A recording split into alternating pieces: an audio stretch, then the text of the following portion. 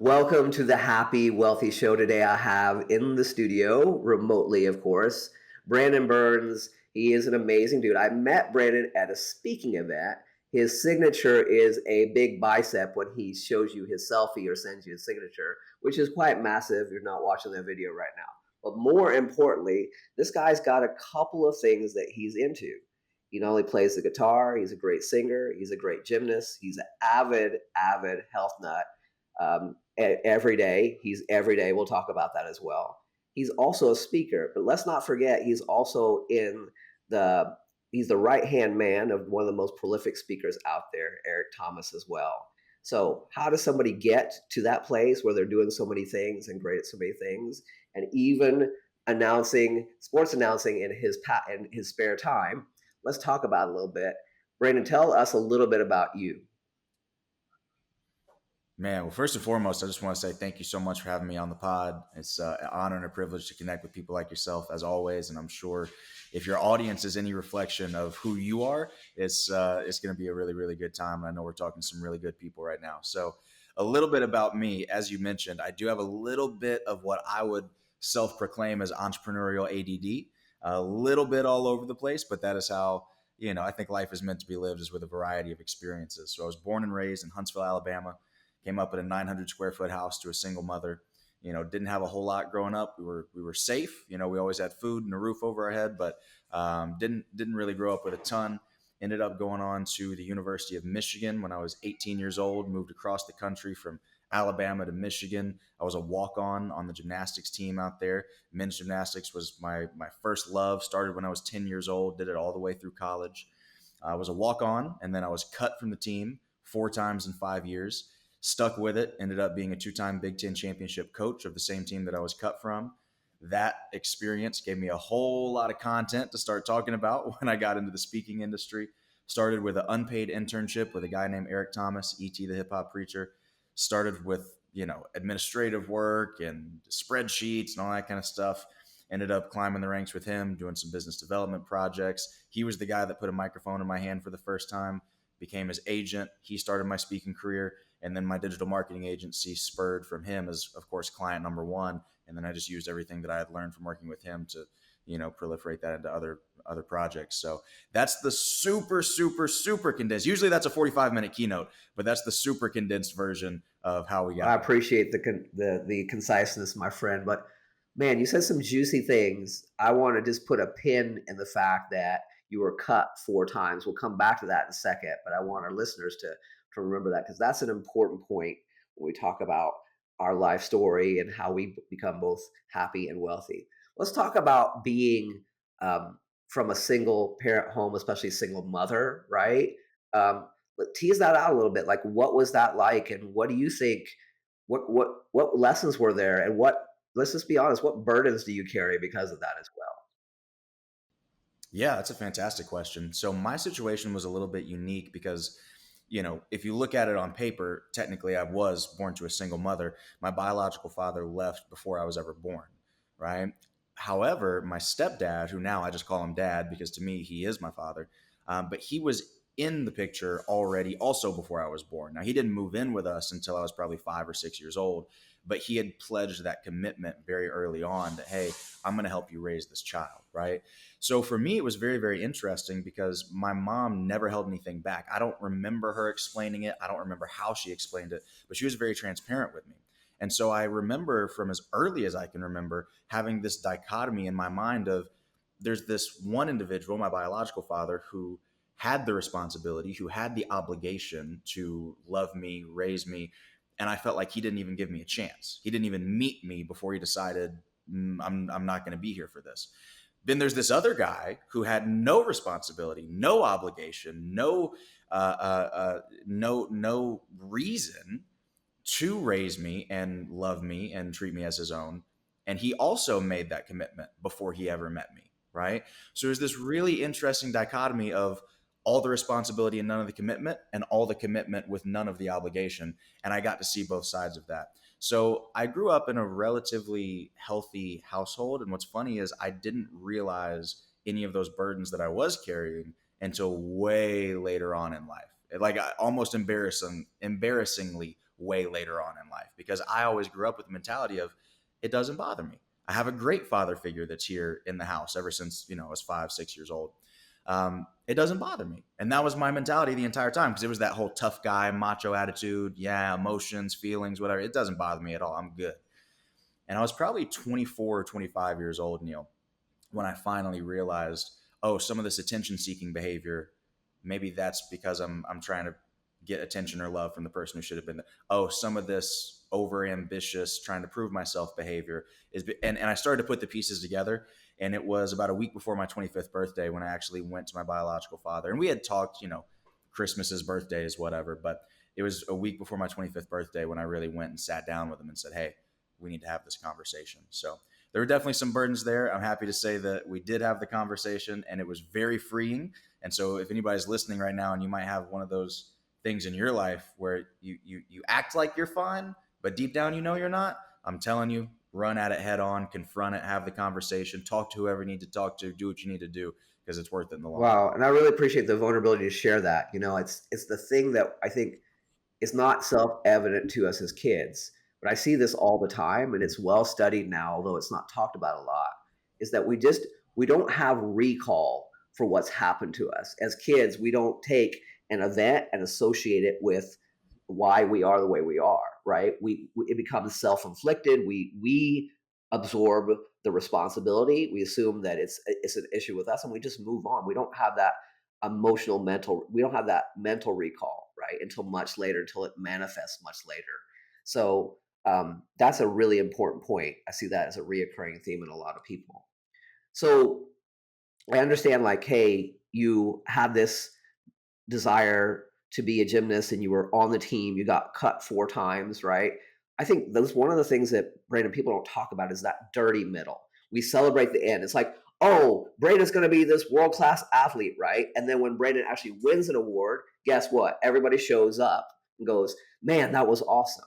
But nobody really talks about that dirty middle, right? And you have that experience of being cut 4 times. Like, what was that like? Yeah. I mean, the whole gymnastics thing was crazy because I started when I was 10 years old, and I have no idea why I wanted to do it. I don't remember seeing it on television. Nobody in my family ever did gymnastics. I literally went to my mom one day and just said, hey, this is what I want to do. And I remember going into the gym one time, and I had a free trial lesson that they let us do. And like I said, I didn't really grow up with a whole lot. And they said, hey, do you want to do gymnastics or do you want to do tumbling? Gymnastics is all 6 events in men's gymnastics. Tumbling is just 4 exercise. And I knew we didn't really have the money to afford one, much less more. And I looked at my mom dead in the eye and I said, both. Right. And it was the beginning of this both and, not either or mentality. And I stuck with that for the rest of my life. And that's one of the frames of which I see everything now. But that was just the way that I did things as a 10-year-old, but I don't even know why I got into gymnastics. It was one of those things that was just a calling, a whisper of the soul, a nudge from God or the universe, however you want to conceptualize it. And those are the things that I think we don't pay attention to as adults that we really should. And that when you're a kid, that intuition, you follow it, right? And we sometimes talk ourselves out of that later on. So anyway, that's how that whole journey started, was just this passion that came from nowhere. And I chased that thing as far as I could. Like I said, ended up being the walk-on at U of M. My freshman year, I was redshirted. So usually, Neil, when I say I was cut from the team 4 times in 5 years, people assume that I was cut the first 4 and I made this miraculous comeback, and it was like the movie Rudy, and it was just this epic journey, right? It was the exact opposite. It was the literal opposite. I was on the team my freshman year as a redshirt, and then I was cut every subsequent year after that.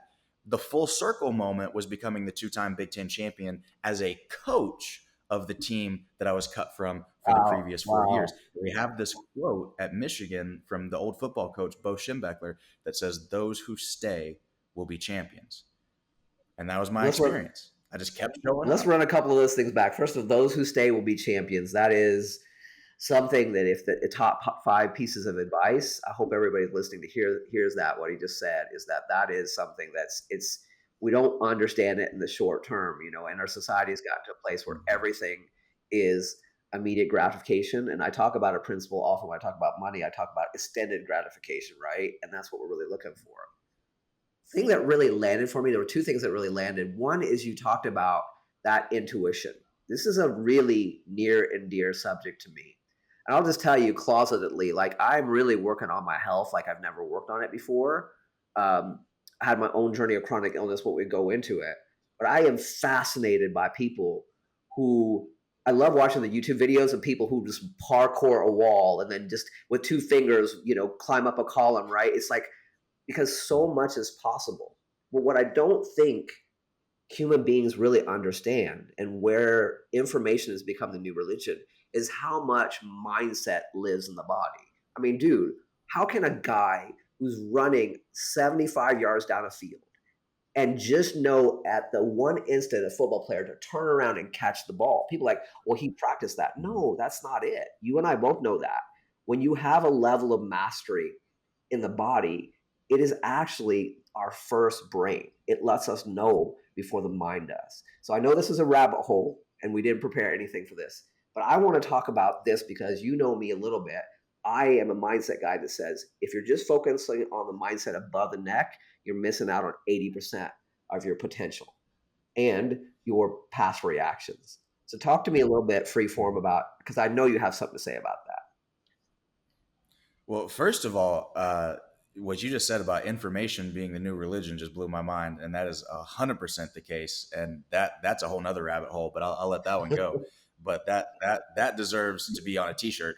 Anyway, the mind body thing, I think you hit the nail on the head. If you are only focusing on the neck up, you're missing 80%. And anybody who has ever pursued anything in the physical realm knows that there crosses a certain threshold where it's no longer just a physical training exercise. I mean, when you first get started, sure, you got to build the muscle memory. You have to build the physical adaptation to be able to do the skill, lift the weight, do the backflip, whatever it is. After a certain point, mind and body start to become one. And it's this very almost spiritual experience of your full body, mind, soul being interconnected and being fully and completely present.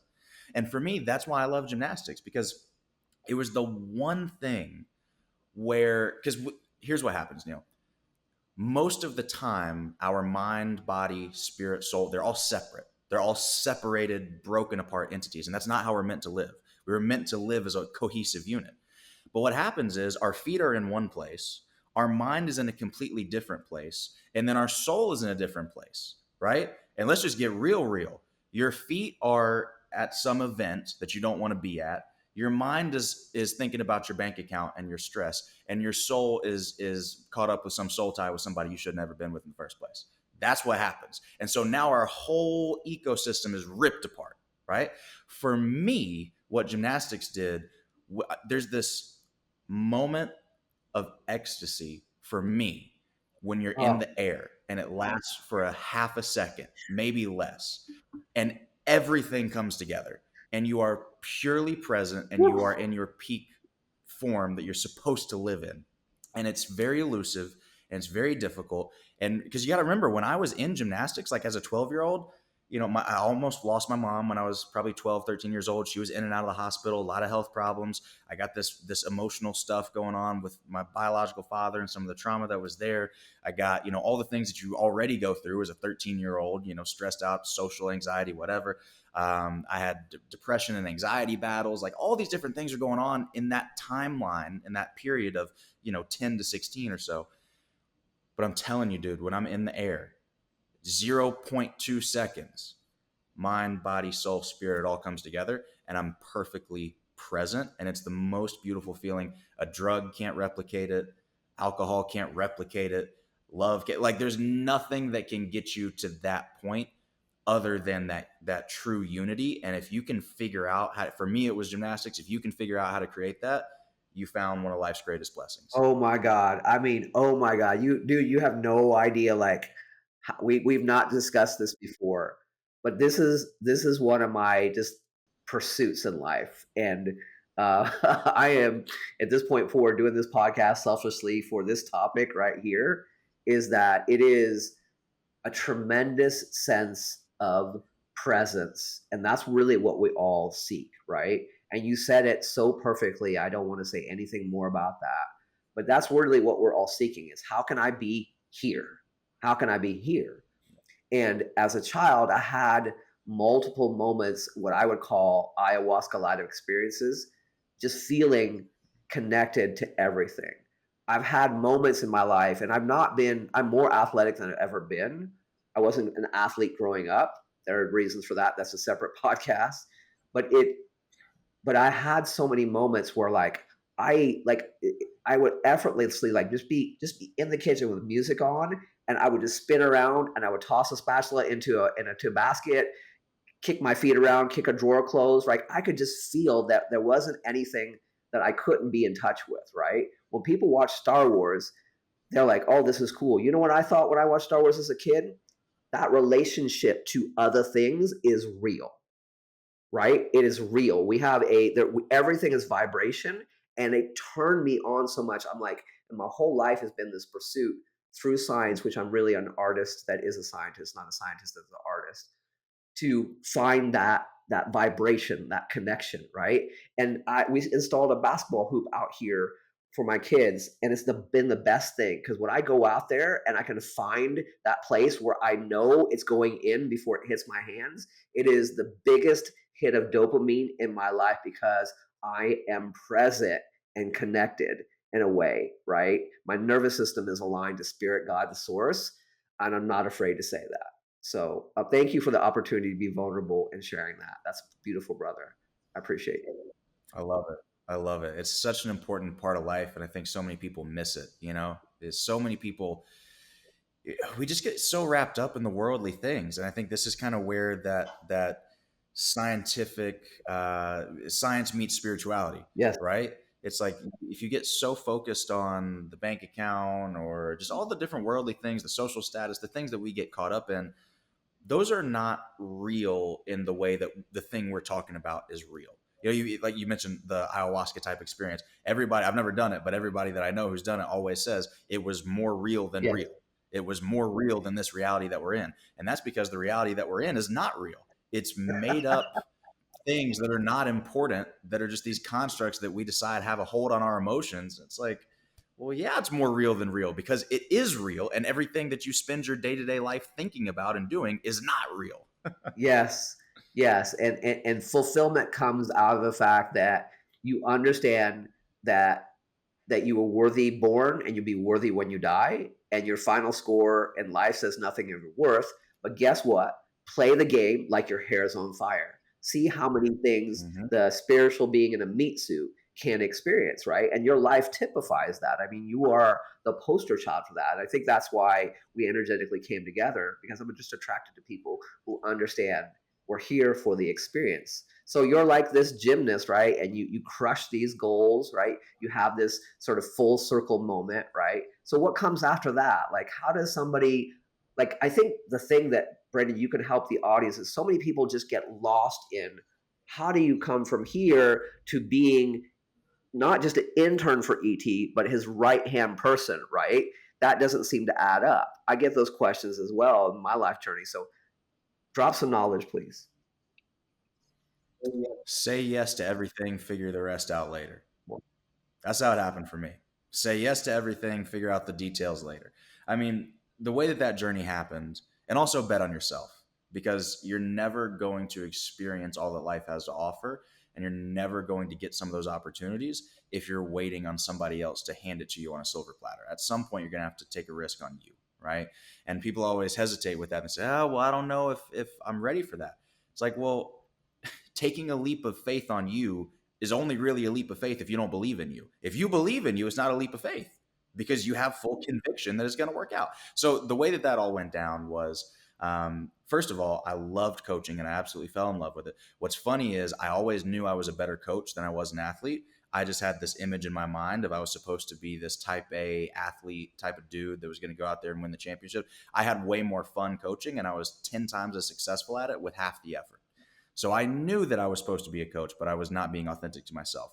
So when life kind of forced me and slapped me into my authenticity, which thankfully happened, it was a much more fulfilling experience. I love being able to help the guys. I love being a part of those championship teams. One of the highlights of my life thus far, for sure. So after those 2 seasons where we went back to back as Big Ten champions, I looked up and I was about to graduate. And this is right before COVID happened. Of course, none of us anticipated that. None of us knew that was going to happen. But I didn't really have a ton of a crystallized plan after graduation for what I was going to do. The one opportunity I had on the table was to go coach gymnastics at this gym out in Houston, Texas. The guy who owned the gym wanted me to be his new head coach and basically run the gym. It was a brand new gym that he was opening. And he was the head coach of the United States Olympic team for men's gymnastics for the past 12 years. And he was basically going to put me on a fast track to do what he did and become the next USAG head coach for USA Gymnastics. So it was a very, very good gig. He was going to start me out at $60,000 a year, which is more than my parents ever made in a year combined. Great gig, right? I flew out to Texas a couple of times, toured the gym. But then I had this thing going with ET where I had actually paid for a coaching session with him. During my college years, dad was diagnosed with cancer, mom was diagnosed with an autoimmune disease, all sorts of stuff was going on. Just a difficult time period in my life, on top of being cut from the team, being told I'm not good enough over and over again. So I ended up developing a relationship with ET actually from using the $100 a week that I was making working for the same team that I had been cut from. And I had invested that into a coaching session with him. After that, he invited me out to have breakfast with him just on a whim. He only lived about an hour and a half away because he was a Michigan guy as well. And then I just started volunteering at all of his events, paying my own way. And again, making $100 a week, putting myself through college. I had student loans, but nobody else was helping me. And I'm paying my way to go to all of this guy's events so that I could just get in the room and develop that relationship. And what ended up happening, Neil, was I had that job offer for the gymnastics thing in Texas. And then I had an unpaid internship opportunity with ET at the same time.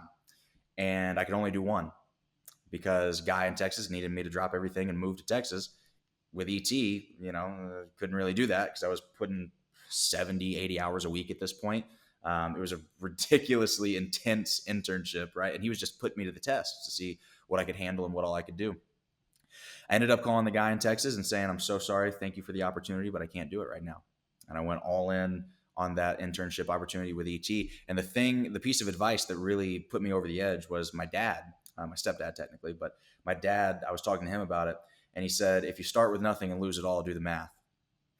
And that's the kind of thing your guidance counselor won't tell you, right? He was like, dude, you're not going to be able to take a risk like this ever again. Like, you can't take a risk like this when you got a wife and 2 kids. If you're going to do it, you need to do it now. And if you believe in your ability to make something happen here, then you should go all in on I it. love that fork in the road, and it's very symbolic of where a lot of people will go through in life, right? Big fan of Gary Vee, and he talks about this a lot. He's like, you can't live your life for the other fork in the road. We don't know. We don't know what would happen. You could have taken that and been driving down there and got T-boned and been a quadriplegic the rest of your life. Like, we don't know. But there is no position of mitigation in life that will prevent risk. In fact, I will just go harder and say that actually there are positions in life that any position where you're trying to mitigate risk, you're actually setting yourself up for something even more catastrophic to happen.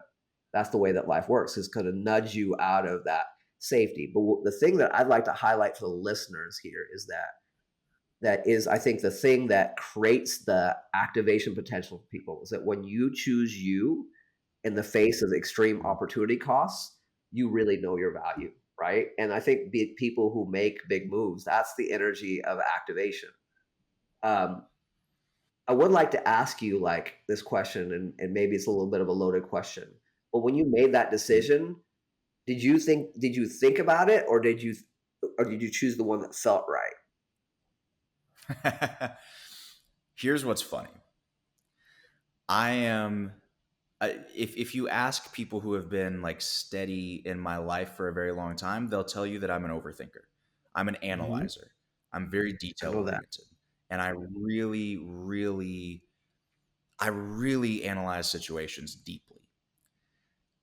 Every major decision that has shifted my life in a positive direction, every major fork in the road that I've looked back on and said that changed my life, has been made from intuition. Let's go.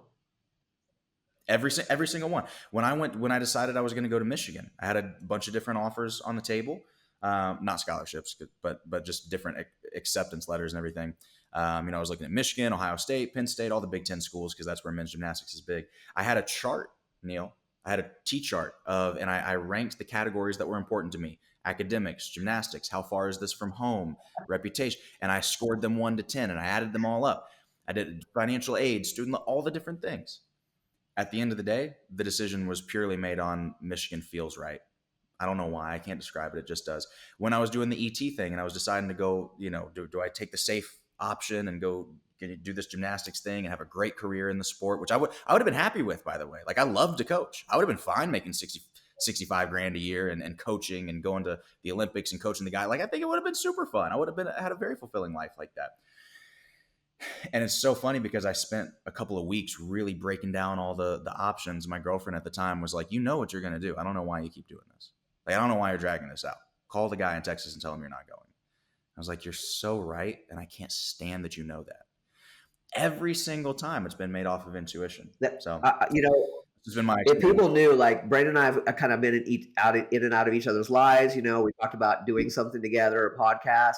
I saw something pop up. And again, I function very heavily on intuition as a primary tool that I use for people. I say people start at fear and scarcity and they get to struggle and that they got to hustle and they call that successful. But it's alignment that informs action. And you do that multiple times, that pulls you up into intuition, which accelerates you to authenticity, which is the highest vibration of a human being.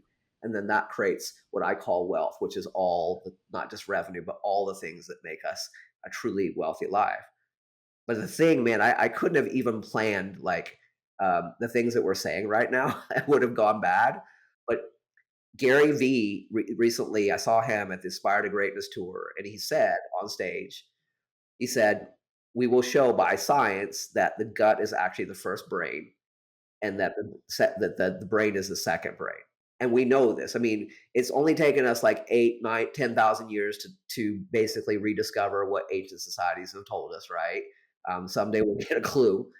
But I just can't even tell you guys, like, if you take nothing away from what Brandon is talking about in this podcast, it is so true. And we vilify these feelings that we had. I used to be in boardrooms all across the nation, would drive me nuts in a former job. And all these older white guys be like, we're going to make this decision logically. We're going to make this rubric and we're going to make this SWOT analysis. And what was 3/4 of the fucking meeting? How does it feel? Every deal. I've been in commercial real estate. I helped a guy buy helped him. I didn't do it. I helped coach him through buying a $60 million luxury home builder. Why'd you decide? Felt right. That's the basis to buy a $60 million company. Feels right. So if you're listening to Brandon right now, this is not an ordinary dude. If you can see how jacked he is, how disciplined he is, how much he's got that big old bicep on it. He's done a hard thing or two in his life, and he continues to do so. But he just told you guys that intuition is it. I had a panel of ladies. They were at a Dave Meltzer dinner. There were 5 of them. They probably had $1.5 billion to their worth. I asked them, what can men learn from your success? They said, we use our emotions and we use our intuition. Clip coming. I'm going to get that video. So kudos to you, brother. Kudos to you. So what I think a lot of people would like to go, if anybody knows you, and I know you have learned a lot from ET, but you're very different from ET as well, right? You're definitely not in his shadows ever, so whatever. But what do you feel like is the lesson that you learned working with ET? And when I say that, what I'm asking you, Brandon, is that when we see things in other people, we know it's our reflection, right? Yeah. Too often people say, oh, I see this and I want that. And what I say is, if you can see it, then it is a reflection in both directions. If you see something that is not what you want or is a trait, you also could say, just like me, right? So what did you see in ET that ended up being true for you? Oh my gosh, this is gonna take us a second because we got a bunch of things we need to work through from that question. First and foremost, what you just said about when you see something in others, it's really a reflection of you. That is so critical. I forget which one. It was one of Emerson's earlier essays where he talks about any idea that a philosopher has thought, you may think. Any vision an artist has had, you may see as well. We're all part of the same energy, the same essence, right? Everything is interconnected. And so when you see something in other people, it's okay to admire it as long as you admire it with the understanding that you are of the same essence and energy. And should you choose to actualize that within yourself, it is more than capable of being revealed within you as well. That is critical, because what most people do is they look at people that they admire with a level of separation, and they say, you're way over here and I'm way over here. And I can't stand it, because I've worked with ET for a long time now, almost 5 years, 4 or 5 years. And I see these people show up to events time and time and time and time again. And it's like, you're on your seventh event and you've been in the room with these people over and over and over again, and you still see yourself as less than.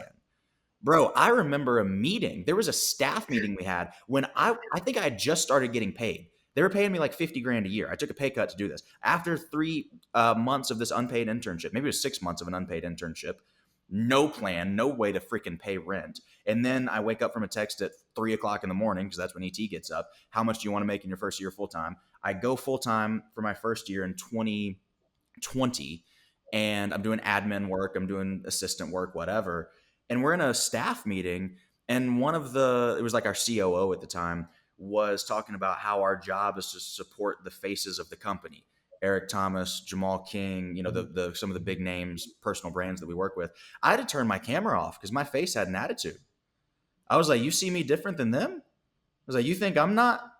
And I got it, right? Because they're saying, okay, we work to support the big vision of the company. I get it. I'm not saying I'm somebody that I'm not. I hadn't earned it yet. But just the fact that you see me as a support cast and them as the main character is like, oh, that pissed me completely off. So I've always had this identity in me of, I'm not different from anybody. Like, you talk about Gary Vee. Gary Vee ain't better than me.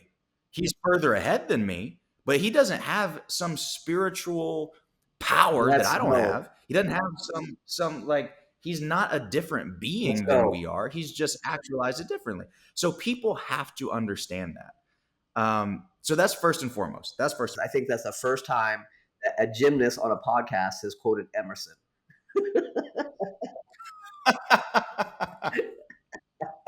So we made history here today, but continue, please. This is wonderful.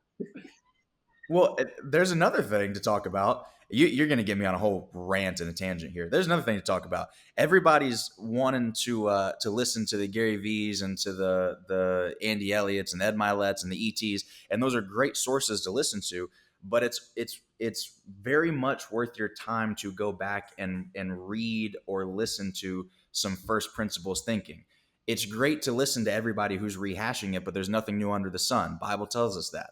It's all the same concepts and ideas. So if you haven't read Emerson or Nietzsche or the Gita or whatever spiritual book you want, the Bible, the Quran, I've read all of them. And it gives you a perspective on what these people are saying that adds depth. And if you haven't gone to some of the first principles or the original sources, you're just spitting out rehashed information. And it's like playing the telephone game where you're losing resolution and that granular level of understanding the more that it gets repeated. So you got to go back to some of this stuff if you actually want to discuss and have a real understanding of the fundamental basics and building blocks of life and what it's made up of. Because people have been talking about this for tens of thousands of years. Beautifully said. And there is, I actually researched it. They call it the 12 rules of being human. There's actually 9 were written. They were written before the written word in Sanskrit, right? And when you read these things, it sounds like a Tony Robbins lecture, right? And I just want to ask the listeners, before the internet, before the information, the religion of information, where the fuck did all this come from, right? Where did we have access to these things? And I couldn't agree with you more. I, like a lot of people, started meeting these people and getting into the VIP dinners, getting into rooms. It's important. And I was doing it because I thought there is some success by proximity. And I'll just tell you, there is none. There is zero. There is zero, other than a moment of a selfie where you can get a few different, like there is none. But what is available, and I want you guys to hear what Brandon is saying, because this is probably the second big mic drop moment in this unbelievable podcast, is that what you're working on is to reduce the artificiality of separation. Yes. And let me say this as well. I think if you go back and read some of those more canonical books, like the really core books about these concepts, that's step one. Go a step further and just go sit in a room and breathe. Because where do you think these people thought about it? How do you think they got the idea? From Instagram? Like, these books were written thousands of years ago. Where do you think they got it from, huh? So it's like, just go sit there and experience life and experience the connection with the world, the spirit, God, the universe, whatever you want to conceptualize it as. Go experience that, and then you'll get it from the true source rather than taking it from even those books. So it's worth the time. Anyway, I could talk about that for hours. Here's the other thing that I wanted to quickly go back on before I answer your question about what I've learned from ET. We talked about betting on yourself. We talked about following your intuition. I think two things that are very critical to putting yourself in a space where you allow yourself to do that is number one, extreme gratitude. And number two, it's very closely related, extreme fulfillment. I think you, in order to free yourself up to make the decisions that you really need to make in your life to go to the next level, you need to get to a place where you are infinitely grateful. Where if you lose it all, you know what? You have had more than your fair share. And number two, where you are extremely fulfilled. Where if you die today, you have done something worth living for and you can be at peace. Those two things will give you the freedom mentally and emotionally to take those risks and make those decisions. I'll tell you why. When I was 14 years old, I wrote a suicide note. Not that I wanted to kill myself or that I wanted my life to end, but every day that I went to sleep at night, I saw me hurting myself in my brain. And I wrote it down and I put it in a notebook, folded up. I put the notebook under a bunch of other books in my desk. Somehow, by the grace of God, my mother found it the very next day, put me in therapy, got me some help. But that's what I was struggling with when I was 14 years old. So since then, my mentality has been, I'm on borrowed time. This is the bonus round. This is just like, this is just a gift that I didn't deserve, that I didn't earn. I didn't do anything. I just got this for free. So I'm so unbelievably You're in grateful overtime. for every moment. I'm in overtime. And then the second thing with that is 2 years later, 16 years old, I'm in charge of a group. I'm working at a summer camp at not too far from here, Nashville, Tennessee. It was in Crossville, Tennessee. I'm working at a summer camp, a gymnastics camp. I am in charge of a group of 6 teenagers that are cleaning the camp in exchange for decreased tuition. It's what I did when I first started at that camp. And now I'm in charge of these kids. We're cleaning toilets and sweeping floors all day. I do a little speech at the end of one of our nights of cleaning the camp because I'm just trying to pour into these kids. I'm still an introvert. I still have social anxiety. I don't know what the hell I'm doing, but I took a Eric Thomas YouTube video, remixed it, the worst little remix of a motivational speech you've ever heard, and I gave it to these kids. The next day, another 16-year-old walks up to me, hands me a note, doesn't say anything, walks away. The note said, I've been contemplating suicide for the last 9 months. What you said last night really helped me and taught me to keep pushing, keep struggling, keep going, and to never give up. So here I am at 16 years old. I'm already in bonus time. I'm already eternally grateful for everything. I already can't get mad at anything that happens. And now I feel like if I get hit by a bus tomorrow, my life was worth living. I did something and helped somebody and contributed enough to where I feel like if I lose everything, including my life, it was worth being here and I'm at peace.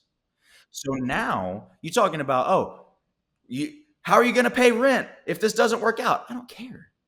I'll figure it out. It's like I'm not concerned about anything because I'm eternally grateful and I'm eternally fulfilled. What risk is so great that it's going to bother me? So you need to figure out a way to get those two things in your life if you really want to free yourself up emotionally to make the decisions that you deserve to make. Wow, that was prolific. I'll say I want to come back to fulfillment in a second, but what I want to say, you touched on something that's very near and dear to my heart. My son was out playing basketball recently, and there's a little girl in the neighborhood that plays. We had about 8 kids outside last night, and I just sat there because I never had that kind of experience, and just felt like, wow, this is a house for kids. And I started tearing up. I tried not to let the tears flow down my face, which is not something I do. I usually let it flow. But my son accidentally passed the ball and let the little girl got her accident. Her face hit with the ball and she was crying, and he didn't do anything about it. So I just took him aside and I said, "This is unacceptable." I said, "But you don't understand why." I said, "You think I'm trying to make you feel bad right now, or I'm saying you're bad. It's like not it." I said, "The measure of our life, there's only one measure of our life. A measure of our life is how were we there for somebody in their pain, their isolation, and their celebration. Everything else is bullshit." That's it. That's it. That's it. That's all there is to do here. Can't make it any more complex than that. But I want to go back to this idea of fulfillment. This has been such a unbelievable topic in my life. In fact, I was at one of those places where I was trying to decrease separation, and I got a chance to sit kneecap to kneecap with Tom Bilyeu. We're not friends. Mm. I don't drive his whatever car. I'm just saying I got a moment to talk to man. He says a quote. He says, I said, Tom, and I actually got it on video. I said, you say this thing, the most important thing is how you feel about yourself when you're by yourself. I'm like, what does that mean to you? I know what it means to me. And he went on to say how he got his 400 million, how it didn't make any difference. You know the story. All his problems were still there. He said, life is a game of fulfillment. It's a game of neuroscience. And unless you live for fulfillment, you will implode. But here's the piece that I want to drop on everybody that I'm passionate about. The reason that we don't live for fulfillment is not that we're broken, Brandon. The reason we don't live from fulfillment is we confuse what's familiar as fulfilling. And our nervous system aligns to a familiar hell will reject an unfamiliar heaven. Our meat suit is programmed to keep going and snapping back to some center. And it's even if it doesn't serve you. And this is why people keep recreating money situations and abusive situations and sexual addiction situations. It's because we keep realigning to a familiar hell, and we confuse what is familiar for what's fulfilling. So true. It's so, so true. I mean, and now we're back to, let's go back to first principles, right? Every spiritual book talks about, if to use the biblical example, what is it to gain the world and lose your soul? We've all heard stuff like that. We've all heard, I mean, and I could go in for hours on this. The concept of most religion is like, what does it mean? The first commandment, the very first commandment. There's power in the first commandment. You would think the first commandment, the very first thing that an all-powerful entity would tell us is something obvious, like, hey, don't kill anybody. Like, hey, don't do anything malicious. You know what I mean? Like, don't go running around beating people upside the head. You would think that might be the first commandment. The first commandment is, I am the Lord your God. Thou shalt worship no other gods before me. Okay, great. What does it mean to worship? Well, a practical, operationalized definition of worship would be, what do you make sacrifices to? Right? If you're sacrificing towards something, you're worshiping that thing. So if you are sacrificing your time, effort, energy, sacrificing your family, sacrificing your health, sacrificing your spirituality toward the pursuit of money, are you not worshiping money? And then has money not become your God? Has that not become the primary North Star in all of your life? That's a violation of the first commandment, right? For some people, it's money. For some people, it's control. For some people, it's sex. For some people, there's a million different things that it can be. But either way, you're making an idol out of it. And whether you want to conceptualize that religiously or spiritually or not is really irrelevant. The concept remains. What is the North Star in your life? The idea of making God your North Star or worshiping that above all else, well, what is God? In old, if you go back to Saint Augustine or Aquinas, then they're going to talk about the summum bonum, right? The greatest possible good. So if you make the greatest possible good your North Star, you cannot go wrong. That's what I'm using biblical examples because that's what I'm most familiar with. Every religion says this. Whether you go to the Gita or the Quran, every religion says this. If you make the highest possible good your North Star in life, you will have a fulfilling life. So, and Jordan Peterson talks about this. What's the highest good you can conceptualize? What's the highest sacrifice you can make to get to that highest possible good? Let's start going down that path. And you will find as you start taking steps towards that, you're not going to be perfect. You're going to make mistakes. You're going to stumble along the way, but you will have a life that is meaningful to you because that is what meaning is derived from. Meaning is not. I was in Tulum a week ago on a yacht. It's fun. I'm from a 900 square foot house in Alabama. The whole ball out thing is fun, but it's not fulfilling. It's two different things. I'm not saying don't do it. I'm not saying don't enjoy your life. I'm not saying don't have fun physical experiences like with the physical world, right? But I am saying don't make that your primary focus or it goes nowhere. Once you start trying to look for depth and substance and fulfillment in those other things, you will constantly come up empty. Matter of fact, when you recognize that it is what it is, it's a fun experience, it allows you to detach enough from it to actually enjoy it. But when you're looking for more, of course it's going to be empty. So that, I don't know if I answered your question at all or if I just went on a tangent. It doesn't matter. I mean, there's a couple things we can wrap this point up with is that, it's never going to be enough until you are. It's never going to be enough until you are. And until you are enough, right? You have to understand that. And while we went deep down the rabbit hole, for those of you that are vibing off of this and what we're talking about, at the end of the day, life is basically meaningless. I don't mean to say that there's no reason for us to be here. It is without meaning. What I'm saying is that you add the meaning. You decide what the meaning is in everything that you do.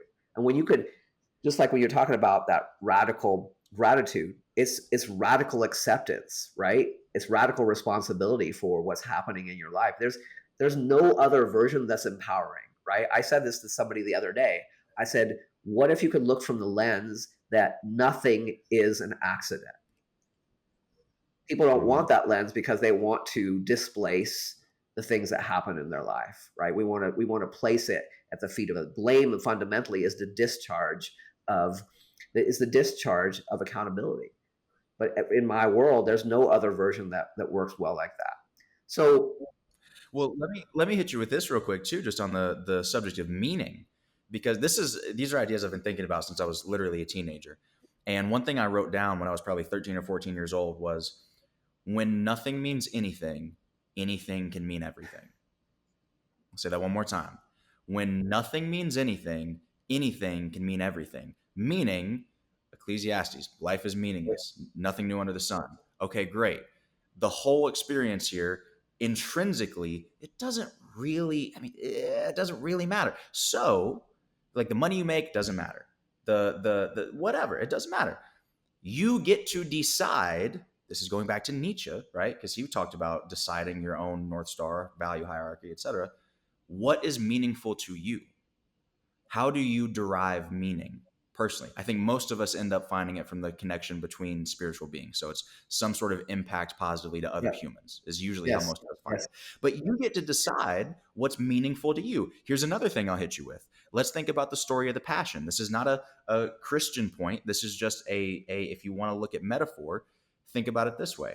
The story of the Passion is Christ dies. Why does he die? To save us from our sins. Why does he care? If he is the living embodiment of God, at the very least, he's got a direct line to God because that's his Father. Can't we just make more humans? Screw these humans that messed everything up. Just get rid of them. Just make new ones. Screw the world. Make a new world. Why not?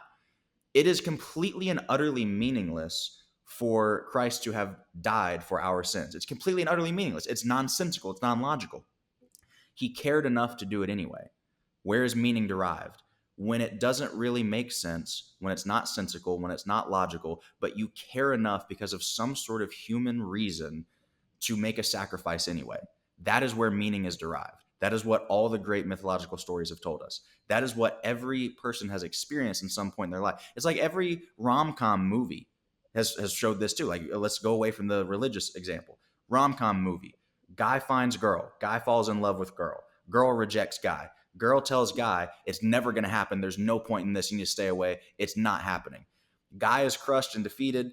Guy says, you know what? There's literally no point. She's told me it's not going to happen, but I'm going to go out of my way to make a sacrifice and show her how much I love her and care for her anyway. That's where meaning comes from. When it doesn't matter, when it shouldn't matter, when there's nothing there, when it doesn't make sense, and you sacrifice because you care even though you shouldn't. That's where meaning is derived from. So there's a whole lot of places you can find it, but you get to decide where it comes from. You get to decide what sacrifices you make and how you're going to actualize that in the world. So there's a lot of depth that we can go. Yeah. I don't want to. We needed 2 or 3 more podcasts but I love this stuff, and it's not esoteric. It is the literal basis for whether you decide how you decide the worth of your life when you're breathing your last breaths. How do you feel about your life? So let's talk, as we wrap things up here, let's talk about Brandon Burns' impact. Like, what's the next level of impact? Because you mentioned that word, and universally you said, what most people want is a connection to some spiritual being to know that they're making a difference. And that's what it is. It's not the money. It's not the things of all the people I've coached, sports figures and entrepreneurs and everybody in between. They just want to understand some impact and how their impact. So help us out. Like, how are you making an impact in the world, and what is that next version of whatever you're doing? Yeah, man, for me, it's the speaking. Speaking is where I find my fulfillment and my impact, because I know that the information that I receive, that energetic transfer of somebody caring enough about me to pour into me, that changed my entire life, right? You asked earlier what I learned from ET. It's the energy and the love that he moves with and that he communicates with. There's a genuineness. Here's what I might go on another tangent. I don't like the speaking industry. I don't like the influencer industry. I don't like the personal branding industry, which is funny because I own a business that does digital marketing for personal brands. And I am a personal brand, and I do a lot of speaking from stage, and I do a lot of coaching. Um, I am very selective about who I work with because I don't need your money and I don't care about it enough to work with these people who are just a walking, talking TED Talk. I can't do it. When I can tell every single answer that you have is planned and it's the scripted thing, and you're really just trying to get famous to boost your own ego, and you want to make money in the industry or whatever, I can't be around those people. I literally cannot do it. The thing that I learned the most from ET is how genuine and authentic he really is. He is exactly who he says he is, and you take all of his money away, and him and I are living under a bridge together. I promise you, we'd be doing the exact same work. We'd still be going to the prisons for free. We'd still be going to the schools for free, and he'd still get up on a stage in front of 10,000 people in a stadium and kill it as if he was making millions and millions of dollars that he is now. That level of I'm genuinely trying to help you cannot be faked. And you can sniff it out in a second. In a second. So for me, man, it's just being as authentic and genuine as I can and trying to take the stuff that we're talking about here and give that and proliferate that to as many people as humanly possible so that they can live the life that I believe that they deserve to live and the life that I believe they were called to live. I've always said my mission statement is to become the version of me that God had in mind when he created me and use what I learned in that process to give that to other people. Because I think it is disrespectful to you and wherever you believe that you came from to not live up to your highest possible potential. And that's what we should all be chasing every single day. So helping people get there is how I get my fulfillment. Wow. Wow. Well, I'll just say my goal when I do these podcasts is for people to leave with something. The next goal, or I should say the next sort of measure for me is when I have a podcast that I feel like I fundamentally am walking away with something that I previously didn't have. And that is this kind of conversation for me today. It's been very connective and reflective. And that's what I strive to be in front of anybody else is right. Completely present and connected and reflective in any way. And you, my friend, have done it in a massive Hiroshimic way today. So I know you work with people. I know you do speaking. If somebody hears this podcast and they should think, flex intended, that, hey, I want to know more about Brandon Burns and what he does and how I can work with him, how he can come to my events and speak with me. Let us know how we can accomplish that. 100%, man. Everything is connected to iambburns.com. So all my social media on every platform is iambburns. And then pretty much everything can be found at iambburns.com in terms of speaking inquiries, coaching inquiries. The digital marketing agency that I own has a link on there as well. So anything and everything, iambburns.com. Try and keep it easy. Very cool. Very cool. Well, I love that. Let's just wrap it up with a couple questions I was asked. All right. So I'm trying to think of a question for you that I like to just come at it from a really different angle. If somebody is listening today who's in a situation where they have they have a moment where they need to choose that big risky thing in life, right? What is the 30-second thing that you're going to tell them to do? Piece of knowledge you're going to drop for them. 30-second thing for somebody who needs to take that big risk in their life. Russell Brand said this: surely there must be a death. Hopefully it is just the death of the idea, not the host. Something's going to die. Either you're going to get to the end of your life and you physically will lose the opportunity that you had. Like, that's what bothers me. That's if I was to lay awake at night and think and be kept up by something, it's that idea that the version of me that I could have been, that I should have been, the version of me that impacted a whole bunch of people, that had all the experiences, that really got the absolute most out of life and can leave happy, fulfilled, and truly feeling like nothing was left on the table. I don't want to kill off that version of me before God does. And that's what most people do. Is you got 60 more years left to live. You got 40 more years left to live, 20 more years left to live, but really you're already done. What life is that? That's not worth living to me. So don't kill off the version of you that could have been by choice, right? And I really feel like if you can be happy going for it and failing. Like you really can. And I know, and I'm not saying that because I read it in a self-help book. Like I really moved across the country with two sick parents on my own with no financial assistance across the from all the way to the south, as far south as you can go to as far north as you can go, on my own to chase a dream that I was not qualified for, not prepared for, and failed at it for 4 years. It's cute to say I was cut from the team 4 times in 5 years, and it goes by really quickly to say it verbally. But that's 4 years of my life: surgeries, injuries, depression, anxiety. Am I good enough? Am I gonna make the team this year? Constantly being told I'm not good enough. 4 years straight, and I'm telling you, I'm better for it. The hard work didn't disappear. It didn't turn into a trophy, but it did turn into substance and depth and character, and it prepared me for everything that I'm doing now. And I'm so happy. I would not be able to live with myself sitting up at night thinking, man, I wonder what would have happened if I went to Michigan. Like if there was an alternate life path where I went to a community college in Huntsville, Alabama, and never even tried to go for my dreams, bro, I never would have met ET. I never would have had the network that I have. I never would have started my company. And none of these things would have happened. I never would have I wouldn't have been in Tulum last week on like, it wouldn't have happened. Yeah. And that type of regret, failure, you can deal with. I promise you. I don't care how weak you think you are. You're wrong. Failure, you can deal with. You will get over it. I promise you, you will. Regret, you might not ever get over. I wouldn't take that risk. You're right. And I've never heard that distinction. And I love that, and the thing that you reminded me of when you said, don't kill off that version, is this is what I see with people. There was somebody in our family that, well, not really in our family, but in our extended family, let's say it, that was not dealing with their present circumstances very well. I don't want to reveal who it is, but and somebody else said that. I wish I would have said this, because this is the thing Neil Falora usually says, right? I'm credited for saying all these prolific things, but it's not mine. They said, I don't know. I know he doesn't want to die, but I'm not sure if he wants to live. And it stopped me. I stopped me in my tracks. I said, wait. What did you just say again? Rewind that. She goes, I don't know. I know he doesn't want to die, but I'm not sure if he wants to live. I said, you just described most of the human race. If you read Conversations with the Devil by Napoleon Hill, it talks about people in the drift, right? And that's where we are in the drift. We're not asking the fundamental questions. What am I doing? Why am I doing it? And why am I still here?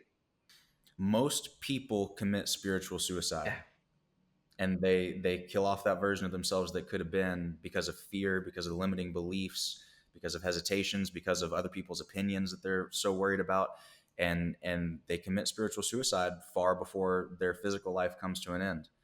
And again, like, if you want to take the spiritual approach to that, can you imagine how disrespectful that would be? Like, one thing I think about a lot is, if God cries, it's not from the mistakes we made, because he expects those and he's already forgiven us for them. He would cry from the gifts that he gave us and the potential that he gave us that we never even bothered to open or explore. It's like we never even like, how disrespectful is that? Because you're a father, like, you get it. You're a father. If you work your entire life to give your child a certain type of life experience, and they say, you know what, screw you, I don't want it. Like, how hurtful would that be to you? That to just watch your child make a decision. You gave them the free will and the opportunity to make this decision, and they just choose to practically kill themselves and not even explore the opportunity. That's why most parents are unhappy. And I tell this story a lot. I'm like, I left a multi-6-figure corporate career and multi-6-figure bonus for one reason, because I call bullshit. We start our lives in make-believe, and we should make the leap to belief maker. But instead, we download Human Operating System 1.0 that says shit happens and you die. I said, it's total hypocrisy to tell my children, hey, baby, be anything you want to be. Tell my 9-year-old twins that, and then not fulfill my own dreams. So I left it all, because I'm like, I am a dreamer, and that is our first and foremost power. If you want a spiritual map for your life, just regress back to the emotional, mental, and spiritual power that you had as a child, and there's all the direction that you need. There's all the direction you need. But we can't. Kids will own what they're shown, not what you tell them. energetically, philosophically, mentally, emotionally, they will own that, right? We all grow up and we say, well, I'm gonna be like my parents. And then what ends up happening? Because that is imprinted. Show me kid in the first 7 years and I'll show you the man that you become, because you're literally in a theta brainwave state, right? Absorbing like a Mhm. sponge all of those, most importantly, nonverbal energetic cues about how do I deal Yeah. with life? How do my parents react? How are they fulfilled? I tell parents all the time, it's like your most important lesson at any point in your life is to lead a fulfilled life, and show your child that you are fulfilled. Yeah. And the reason that those young kids especially are so genuine and pure is because they are closer to the version of humanity that we were all meant to be and modeled Yes. after before we encountered the worldly trauma and negative pattern and imprinting that we all go through at some point or another, because they are truly creative Yes. beings. Like that's what makes kids kids, is they're imaginative and they're creative. I tell people all the time, if you want to change your life, like people, you said it, shit happens and then you die. It's like, no, you get to create the standards that you want to live your life by. One of my, you talked about it, every day means every day. That's my catchphrase. That's my mantra. Every day means every day. I made a decision that I was going to work out every single day. Rain, sleet, snow, shine, sad, happy, traveling, not traveling. I don't care. I work out every day. And then I applied the same thing. And then, funny enough, because I created that standard and that principle, the results followed, because we are creative beings modeled after a creative creator. And if we create the world that we want, the identity that we want, then the physical world has no choice but to catch up to it. And so I did the same thing financially, right? Happy Wealthy Show. Financially, I made a decision. There's certain hotels I won't stay at. If I can't make it make sense to go to the types of hotels that I like to stay in, I will not go. I will cancel the trip. Why? Because I live in abundance and more opportunities will come my way. But once I compromise my standards and my identity, I can't get that back, because I just proved to myself what I think about myself. So I just won't go. I create the standard, I uphold the standard, I uphold the identity. The physical world will catch up, I promise you. But most people don't have enough faith in their own creative powers, and you put your faith in other people's definitions of you, other people's opinions of you, other people's limited beliefs. You have more faith in that than you do in your own creative ability to decide what your life is going to be. And now we're back to the first commandment, because you're worshiping other people's opinions and other people's limited beliefs above your own essence and spirit. Yeah. You pissed me off today, Neil. I'm mad. I'm mad at people now. You got me up here preaching angrily. Well, Ugh. you and I are very passionate. The only reason I didn't start leaning in, because I don't know if we need that much passion screaming through the podcast headphones while people are listening to this. But brother, I've thoroughly enjoyed this. Please, please, please connect with my brother Brandon. I always knew we had a lot in common. I didn't realize that we're just a slightly different shade of skin tone, but we're obviously brothers from the same Gaia mother and father. So thank you for being on the Wealthy Happy Show. Just always remember that the best part of being wealthy is being happy.